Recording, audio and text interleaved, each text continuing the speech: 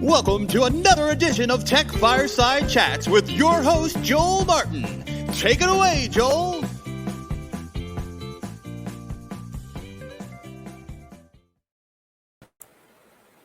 Well, hello. Hello. Hi. Hi, I'm going to grab my other cup because that one said hubby. This one says, we love you, Grandma Hollywood. Oh, well, good morning. And today on our show, we have Heather Blair, one of the most unique marketing gurus I know in the country, calling us live from North Hollywood, right by Universal Studios. So it's great to see you again. Cheers. Good morning. Cheers. Cheers. Good morning. I'm going to use 2 cups because that's the kind okay. There you go. Get your coffee. I do. Extra early for you. And we have a special episode because we've been having a lot of episodes about esports, and we've had the CEO of Talent Simulations, Brandon Nichols, on the show. We had a couple of esport journalists. We had some game developers. We have had an attorney who represents several esports companies and video game companies, John Laster Law. And today we have somebody who's breaking. How do I say it? Without bragging too much, let's brag. You're my friend. Breaking ground and making innovation happen across multiple industries. I've known you from the cinema world. You're a cinema maven from CinemaCon. Actually, Heather, where did we meet? We met at Film East, was it? No, we met Show East. Show East. And in that was Miami Beach. Great show. I think were you there? We saw Aquaman like 6 or 7 months before it came out. It was amazing. You get to see all the movies when they were releasing them. Yeah, there were a couple of cool movies we saw like 6-7 months before they came out. So yeah, Phil. It happens this year. Show East. But we've hung out at some of the coolest shows in the world for amusements and technology. IAPA. I think we missed each other at CinemaCon in Vegas, but we were both walking around. Anyways, I'm so glad you made it today. Let's talk about you. Let's talk about the cinema and esports maven, Heather Blair. How are you doing today? I'm good, and I'm glad that you felt I was a worthy contender for your show because I enjoy what I do, and I love to share, the journey. You're a great connector. You everybody knows you, which I think is fantastic. And you're also president of Women in Exhibitions, which I think more people should pay attention to. Coming from an events, meetings, and trade show background, I always say, look, that's an industry that it's 85-95% women. We actually just talked about that 2 episodes ago. The exhibition market that I'm part of is cinema exhibition. Yes. And it's not. It's actually predominantly male. Yeah, it's like 90% male. It's a background. Yeah. So it's fun. You beat me to the punch. That's exactly one of the things I wanted to talk about today. So isn't that funny how Hollywood is not, even the exhibitor cinema industry is not representative in a weird way. It's like the inverse of that other industry I was just talking about, the meetings industry. So it's still predominantly male. It's still heavily West Coast, right? And it's reinventing itself. I think that's what we should talk about today. First, who you are, what you do. Maybe we talk a little bit about that. Let me set the format out, right? Okay. Let's talk about, Engine Media. Let's talk about Women in Exhibitions. And then let's talk about the changes, because I can't log on to LinkedIn or look at CNN or Fox or anywhere. Movie theaters are still in the news because it's drastically changing. So let's start. Heather, who are you? Where do you come from? Who is this person? Yeah. So I'm a California girl that was raised in upstate New York and then raised in Texas. So I had kind of half of my life in either state, and moved to California wasn't sure what I was going to do. Wasn't sure what my career path would be. Came in town and worked for Frank Zappa briefly, which saw he's got a documentary coming out. That's cool. That. But I decided that I was going to get a job, and I knew that somebody would hire me. And I went back to Texas, got one last modeling gig for my agent, had enough money to survive, came back to California, went to a major city or little area in the city called Century City, went to the kiosk of one of the tall buildings, called every single company that was listed, asking them if they were looking for help. And there was a man watching me for like 20 minutes, go back and forth to the kiosk, to the payphone. And he goes, "What do you do?" And I go, "Nothing really. I'm sort of an actress and I'm looking for a job." He said, "If you knew what a salesperson acted like, you think you could act like one?" I said, "Sure. Yeah. What are you selling?" So he said, "Well, You're an actress, you need lights and cameras and props, sets, stages, special effects. I'm like, yeah. He goes, well, we sell all those people advertising, and then we give this directory away to decision makers. So that's how I got into my sales world. I left that company after 10 years, and I met my clients face to face for 10 years, which is now we're kind of going back to that because we're doing it through Zoom. But it's weird, but a lot of people are, and sorry to jump in, a lot of people are criticizing what's happening. Oh, it's not, I don't go to the office. I don't see people face to face. I think I'm spending more time with interesting people one-on-one now in the post COVID apocalypse than I did before. I see every hour. It's next. And some of them that I've missed, which I'll get to as we get through the story, but I've had more fun with people I hadn't seen in a long time because we're spending an hour chatting when I've missed them because they were always on the road somewhere. But when I built that directory, I then left that company and built a global one for themed attractions. And I had a lot of my companies follow me to the other one. Several $100,000 worth of advertisers followed me. And then I built Themed Entertainment 411, which is a global resource for themed attractions. Fantastic. They need help right now. They definitely need COVID solutions. They need healthcare solutions. There's so many things that the IAPA world that we're both connected to urgently need to step up their game. And we'll talk about that in a second. But yeah, so you built quite, and I think it was We Market for You, right? So what happened was I started networking these clients. I mean, I knew so many of them. I'd walk into an office and I'd see somebody needed something and I could connect them to somebody else. So that became that, as you mentioned, the connector thing. And I got so good at it, I figured, well, I might as well make a company, We Market for You. And it was like, if you wanted to hire me to help you with your trade show, some companies hire me just to look at their materials and go, from a fresh set of eyes, can you tell me, are we spot on? And I'm like, I don't know what the hell you do. So no. A 60-page deck is just nobody's gonna read this. And I do that all the time because it's like I can see things from a marketing standpoint, even though I'm a salesperson, I have the marketing background. So I kind of can combine the two. Well, I started consulting for a lot of those companies that I sold advertising to back in those days, back in the 90s. And one of the companies that I sold advertising to in both directories brought me on to help them grow their themed attraction business. And within 6 months, they brought in a new product called their Cinema Series seat. And just out of curiosity, I said, I wonder if the movie cinemas want your product. And they said, go for it. And I asked them if I could exclusively represent them in the cinema market. And they said, sure. So I jumped into cinema, not knowing anyone. And again, I like to show this stuff. I like that you have props. I'm a big believer in props to show people stuff. We're not showing websites. We're really talking about relationship marketing and getting back to basics, which is, can people depend on you? That's my list of the cinemas that I called. You can see that I wrote their names, circled them. I still have it. Yeah. So I'm old school, OG. Yeah. So I kind of laugh when I talk to a lot of the younger people. I always say, I have underwear older than you and I'm wearing them. So this is how you got into the field, right? And so I started working within the cinema market, and I became very close to a lot of these cinema executives in the C-level suite. Is this where now? I'm just trying to move it along because we're at the 8-minute mark. But is this where women in cinema esports came out of? That's pretty recent, right? Both of them come out. Women in exhibition and in cinema esports were both created at the same time. Okay. And it was pretty simple. Number one, I had a little gender discrimination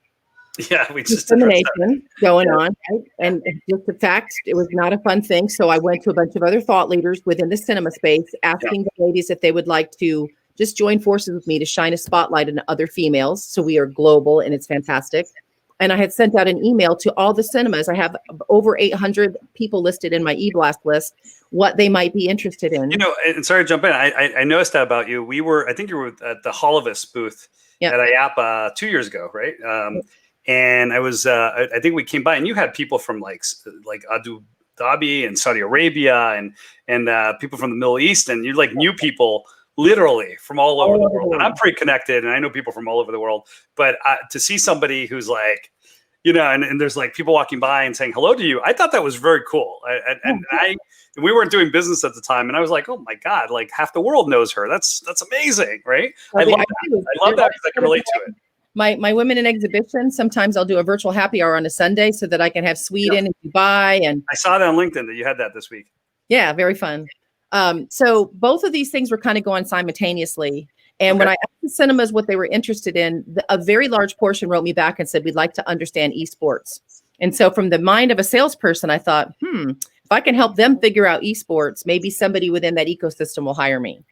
So, long story short, was one of the companies that I had pursued to help me kind of work with the cinemas hired me. They just said, they learned that my background was ad sales.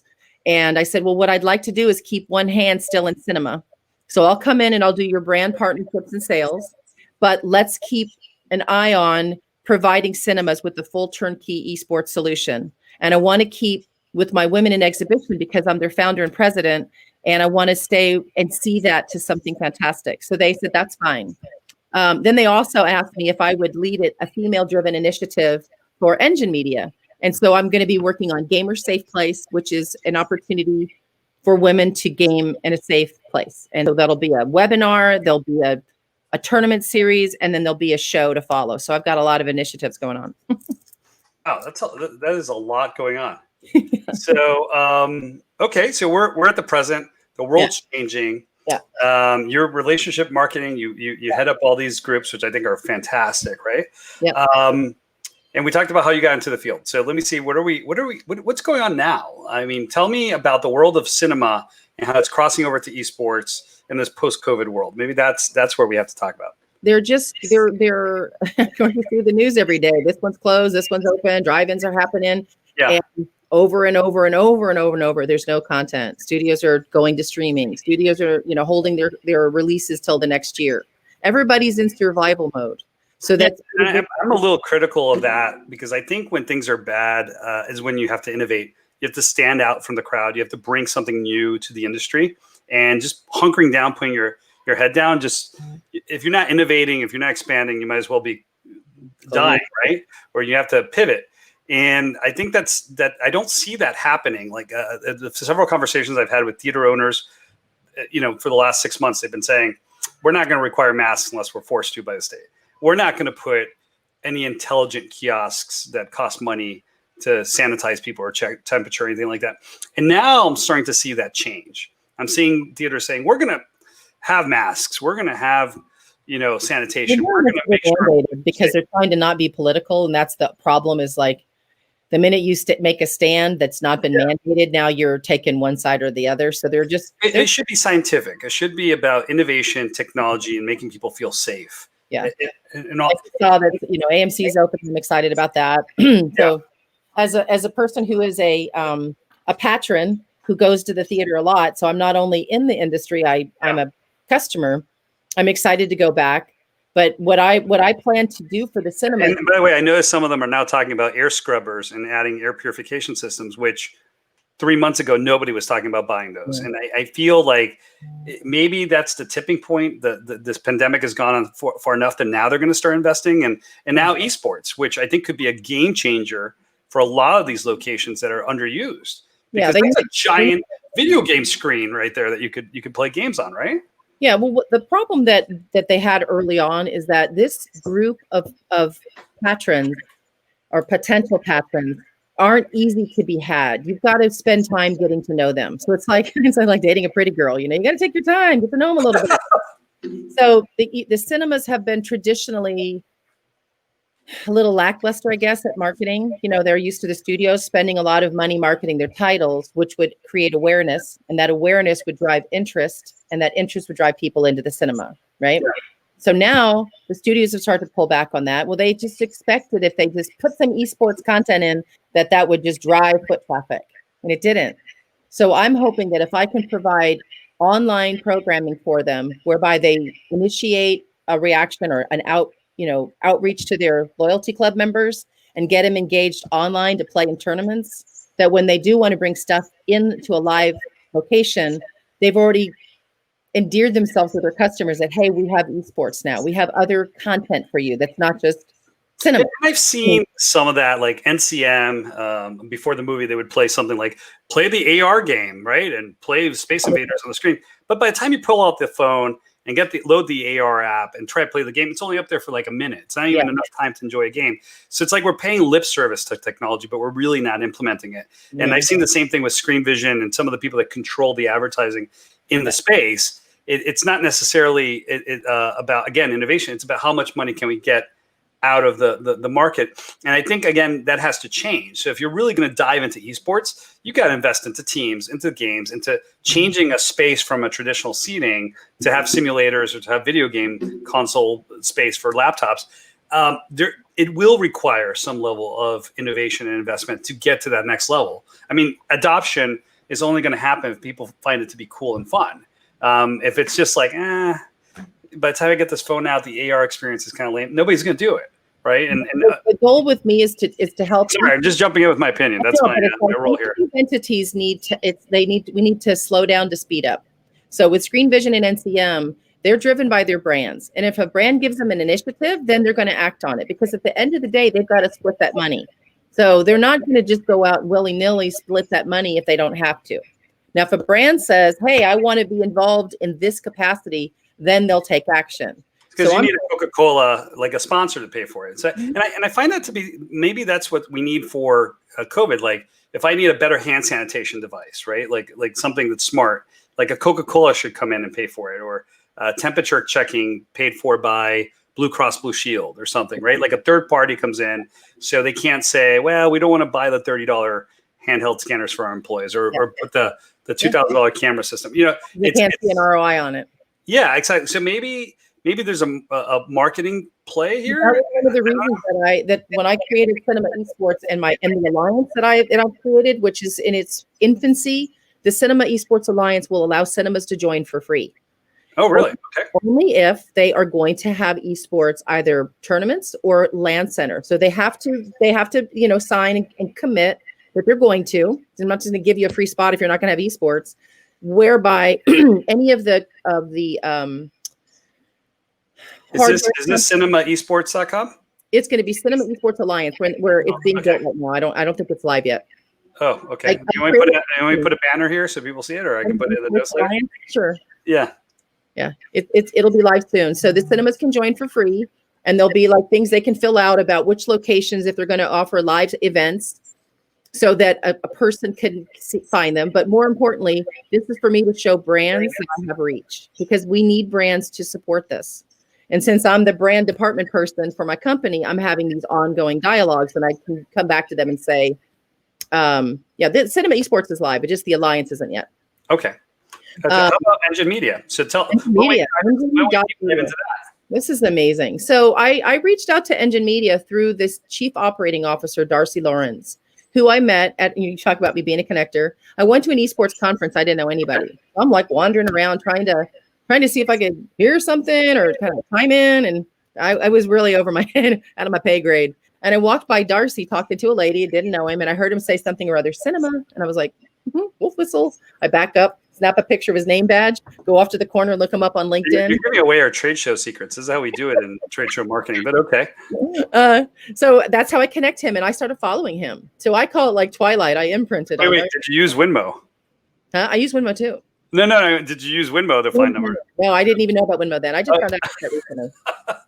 Because I was looking to see if I could connect a little more deeper, quicker. So I found it through a friend, and I was like, ding, ding. Well, I'm happy. I'm happy you got something very, very cool going on with these guys. Yeah. So I follow Darcy, and when I did last year, I did a think tank and a workshop for the cinemas. And in the think tank, one of the companies that Engine Media owned, there's several verticals within Engine Media. And one of the companies they own is a platform called UMG Gaming. And UMG Gaming has 2.5 million subscribers that play Valorant, Rocket League, Gears of War, every different major title that's out there, Madden 2K, we have the license for, so gamers can hop on this site and go play. So we acquired, or Engine Media acquired UMG. UMG spoke at my think tank. So I've been kind of hopping around getting to know these different verticals. Then they acquired Frankly Media. Then they acquired Stream Hatchet, which if you are from the advertising world, you'll know Stream Hatchet is to start a company so they can acquire me. Huh. Yeah, exactly. Stream Hatchet will tell these advertisers how their campaigns are doing. It's a business intelligence for advertising. So we've got all these awesome verticals all combined together. And they look to me and say, Heather, with your connections with the studios, your connection with brands, how you kind of connect the dots with the women in a certain field, I'm a good fit to kind of come on in the middle of them and, invite different people to come play in our space. Well, here's my pitch. I happen to know he was on the show 2 weeks ago. We'll take 1 second. Hang on, I'm just gonna. I happen to know one of the best CEOs in the simulation industry. He was at IAPA as well, and he's just on the show like 2-3 weeks ago from Talent Simulations. And I keep picturing these amazing, simulators, and maybe 8 feet, 10 feet apart, where people can just come in, sit down. Yeah. Just imagine a Mario kart game on one of these ginormous IMAX screens, right? That are not being used right now. And you have 16 players on screen. People would pay to have that fun experience, or to rent out you're an important woman. I see you're in high demand right now. I think people would really pay to go have this fun out-of-home experience right now in a safe, secure environment that's been properly sanitized, right? Yeah. And you would leave the home, because the movie theater experience is changing. And let me take a step backwards to that. Look, Disney Plus, now you can buy Mulan for $20 the day it comes out in theaters. I don't have to expose my kids and my family to C-19, right? Yeah. And I can just buy that. And, Universal just announced that they're changing the theatrical window. And this is by their own doing, right? Because really what's happening is there's a ton of independent movie producers and distributors out there that would love to show their movies in the theaters, but they never get selected to be showcased, right? Yeah. So the theater chains, and then maybe I'm getting into that side of the business a little bit. They've done this to themselves in the sense that they really want to show the major releases from Disney and Paramount, and because of marketing that drives awareness. Because they know they're going to spend so much money on, but when you really do the numbers and you do the whole Moneyball thing, sometimes the independents have a better return per screen for these small indie films like IFC than these major $200 million Marvel movies or other things that are coming out. I think they're at a crossroads where they have to adapt, pivot, change, and maybe not rely on the larger companies, because the larger companies are going to say, well, I own my own streaming service, HBO Max or Netflix or whatever. I'm going to go that way. And maybe this esports thing could be huge if done properly. So sorry, I'm a big believer in what you're doing. I love where I see things going when it comes to innovation. And I think it's changing. So what do you tell me? You're the guru. Tell me 3 months, 6 months from now, is there going to be some change? Or are we going to see esports? Yeah. They'll definitely, if it's a multiplex, they'll definitely be considering retrofitting a screen or two and turning them into an esports type of equipment will be in the room, so they can deliver and they can put stuff up on the screen. There's several big manufacturers that have new products that'll help delivery, so you won't have latency when you watch a stream. So yeah, there'll definitely be some changes. Good. Are you going to be part of those changes? Absolutely. So we're actually, we're putting some stuff together right now, and eBlast will go out to my cinemas this next week about joining our affiliate program, number one. But we need to give them turnkey. So they need to know that when they decide to put this new equipment in their cinema, that they have content.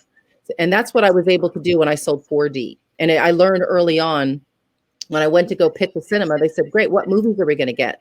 And I remember call it the RCA puppy, one ear down, one ear up, going, isn't that a you problem? They said, you want to sell your equipment to us, that's a you problem. And then I had to figure out who at the studios. Now, I don't have that cute little list I just showed you for cinemas, because there isn't anything that exists that says, here's all the players in the studios that you're going to call on. I had to figure that out. And that took a lot of sleuthing. But once I got into one studio, I found him, and then kind of found other people that had a similar role at the other studios. But it was a very marketing partnerships type role, which is constantly changing. There's been so much change. I mean, and we don't use Rolodex. Executives are out. Yeah, and even on LinkedIn, I looked at LinkedIn, and maybe half my contacts still list a company, but they're in a different company now, or they are looking for something. Mm-hmm. And there's a lot of changes happening in media. So when it comes to sponsorship marketing, it really comes down to relationships. Like somebody who's been around and been to all the shows and all the events over the years.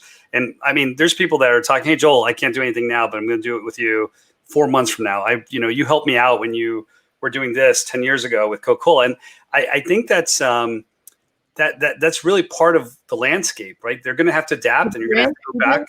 Your contacts, do they follow you from different places that you? Oh yeah, from company to company, yeah, and from project to project, and it's funny, like Brightbox, we built a national charging network, and remember, and it was very, back in 2014, we were at IAPA and we're at CES and we're at South by, and we're doing all these great campaigns with brands, Toyota, Coca-Cola, and doing a lot of activations through experiential agencies. And, they've been reaching out. They see me, oh, you're doing Swift Mile now. Like, tell me about it. It's charging. It's different, right? And with technology or sanitization or even with CodeFirm, what are you doing in the technology space? Tell me about AR, VR. And that's a conversation I've been having this week a lot about AR and VR and simulations.